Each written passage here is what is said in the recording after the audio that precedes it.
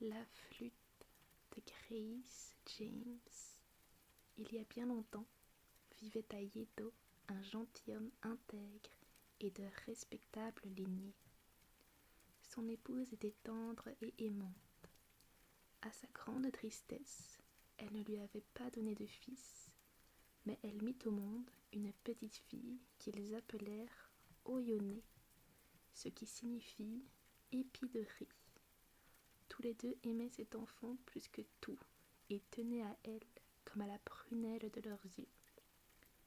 La petite fille grandit. Elle était à la fois innocente et passionnée. Elle avait de longs yeux et une silhouette gracile et élancée comme le bambou vert. Quand Oyone eut 12 ans, la santé de sa mère déclina alors que l'automne arrivait. La femme tomba malade, dépérit, et avant que le rouge ait disparu sur les feuilles des érables, elle mourut.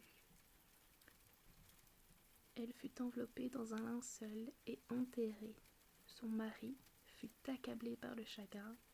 Il se lamenta bruyamment, se frappa la poitrine, se coucha sur le sol et refusa tout réconfort. Pendant des jours, il jeûna et ne dormit pas. La petite fille resta obstinément silencieuse. Le temps passa. L'homme fut contraint de s'occuper à nouveau de ses affaires. Avec l'hiver, la neige tomba et recouvrit la tombe de sa femme. Le sentier familier qui menait de sa maison à la demeure des morts disparut lui aussi sous la neige.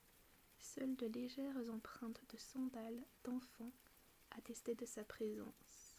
Au printemps, l'homme passa son kimono et partit voir les cerisiers en fleurs. Il était assez joyeux et écrivit un poème sur du papier doré qu'il accrocha à une branche de cerisier pour qu'il flotte au vent. Le poème faisait l'éloge du printemps et du saké. Plus tard, il planta le lys orangé de l'oubli et ne pensa plus à sa femme. Cependant, son enfant en conservait le souvenir. Avant que l'année se termine, le veuf ramena à la maison une nouvelle épouse, une femme au joli visage et au cœur noir. Le malheureux idiot était heureux. Il recommanda son enfant à sa nouvelle épouse, persuadé que tout irait pour le mieux. Comme son père chérissait Oyone, sa marâtre lui voua une haine jalouse et mortelle. Chaque jour, elle la maltraitait cruellement. La douceur et la patience de Oyone ne faisaient qu'accroître sa colère. Cependant, en raison de la présence de son époux, elle n'osait lui causer de trop grands torts. Elle attendit patiemment son heure. La pauvre enfant passa ses jours et ses nuits plongée dans les tourments et une peur terrible. Mais de tout cela, elle ne dit mot à son père, car telles sont les manières des enfants. Après quelque temps, l'homme fut appelé pour ses affaires dans une ville lointaine. Cette ville s'appelait Kyoto et elle était située à plusieurs jours de marche ou de cheval de Yedo. L'homme devait s'y rendre et y rester au moins 3 lunes. Il se prépara donc et s'équipa, ainsi que les serviteurs qui devaient l'accompagner, de tout ce dont ils avaient besoin. Arriva alors le soir précédant son départ, prévu très tôt le lendemain matin. L'homme appela Oyone et lui dit « Viens ici, ma chère petite fille. » Oyone s'approcha et s'agenouilla devant lui. « Quel cadeau désires-tu que je t'apporte de Kyoto ?» lui demanda-t-il. Elle baissa la tête et ne répondit pas. « Réponds donc, petite insolente, lui dit-il.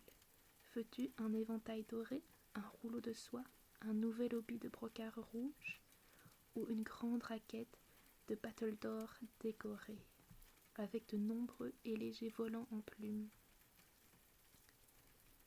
Elle se mit alors à verser d'amers sanglots, et son père la prit sur ses genoux pour la réconforter.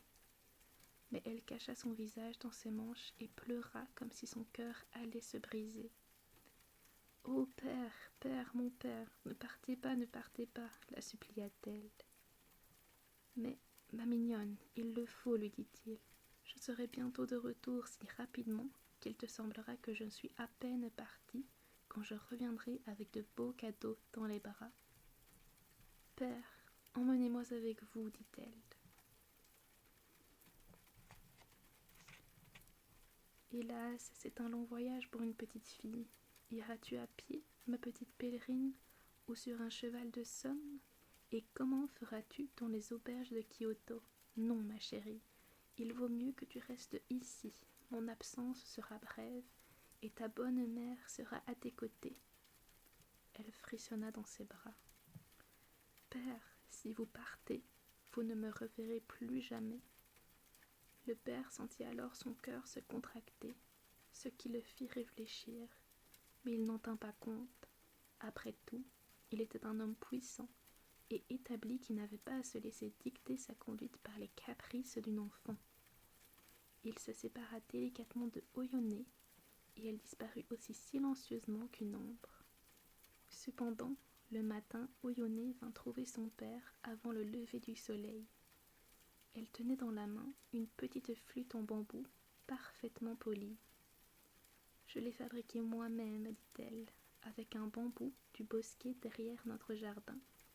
Je l'ai faite pour vous. Puisque vous ne pouvez pas m'emmener avec vous, prenez cette petite flûte, vénérable père. Jouez-en de temps en temps, s'il vous plaît, et pensez à moi. » Elle enveloppa la flûte dans un mouchoir de soie blanche, doublé d'écarlate, l'entoura d'un cordon rouge et la donna à son père qui la glissa dans sa manche. Puis, elle partit et prit le chemin de Kyoto. Comme il avançait, il se retourna 3 fois et aperçut son enfant qui se tenait devant la porte et le suivait du regard. Enfin, la route tourna et Oyonné disparut. La ville de Kyoto passait pour être grande et belle, et c'est ainsi que le père d'Oyonné la trouva, entre ses affaires diurnes qui marchaient très bien, les divertissements qui occupaient ses soirées et le sommeil réparateur de la nuit. Le temps passait agréablement. Il n'avait guère le loisir de penser à Yedo, à son foyer ou à son enfant. 2 lunes passèrent, puis 3, et il n'avait toujours aucun projet de retour. Un soir, alors qu'il se préparait à se rendre à un grand souper organisé par ses amis, et qu'il cherchait dans son coffre un beau hakama en soie qu'il avait l'intention de porter lors de cette fête, il tomba sur la petite flûte qui était restée cachée pendant tout ce temps dans la manche de sa tunique de voyage. Il la tira du mouchoir rouge et blanc et sentit un étrange frisson glacial se glisser dans son cœur. Il resta immobile au-dessus du hibashi où brûlaient des morceaux de charbon. Comme s'il était plongé dans un rêve, quand il voulut porter la flûte à ses lèvres, un long gémissement en sortit.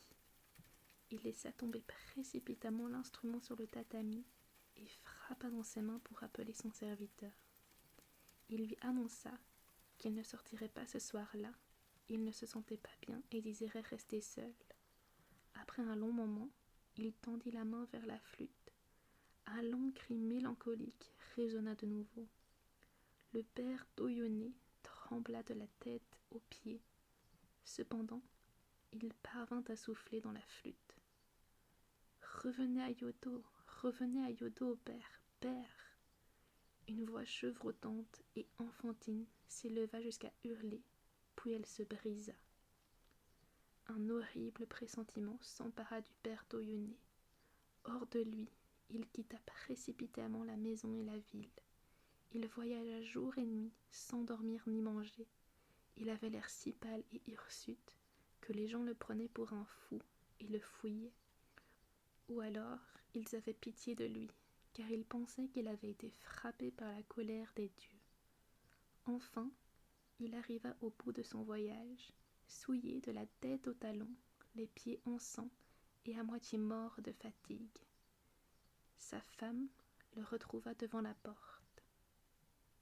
« Où est l'enfant ? lui demanda-t-il. L'enfant. Oui, l'enfant, mon enfant, où est-elle s'écria-t-il au supplice. Je ne le sais pas, monseigneur. Comment le saurais-je répondit la femme en riant. Elle est avec ses livres, ou dans le jardin, peut-être dort-elle, à moins qu'elle ne soit sortie avec ses camarades de jeu, ou assez. Cela suffit, l'interrompit-il. Allons, où est mon enfant? Alors elle prit peur, et dit en fixant de grands yeux sur lui, dans la bambouseraie. L'homme se mit à courir et chercha Oyonnax parmi les pousses vertes des bambous. Mais il ne la trouva pas. Il appela « Yonné, Yonné !» Il l'appela encore « Yonné, Yonné !» Mais il n'eut pas de réponse. Seul le vent murmurait parmi les feuilles de bambou sèches. Alors il fouilla dans sa manche, sortit la petite flûte et la porta délicatement à ses lèvres. Il entendit un léger soupir, puis une voix s'éleva, frêle et désolée.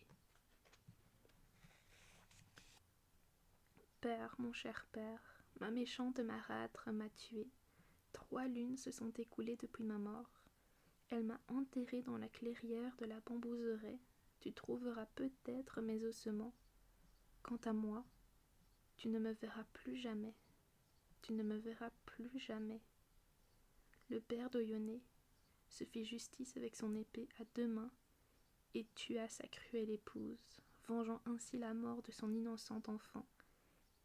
Il revêtit ensuite une épaisse tunique blanche et un grand chapeau en paille de riz qui dissimulait son visage. Il prit un bâton et un vêtement de pluie en paille, attacha des sandales à ses pieds et partit ainsi en pèlerinage vers les lieux sacrés du Japon. Et il emporta avec lui la petite flûte qu'il glissa dans un pli de son vêtement contre sa poitrine.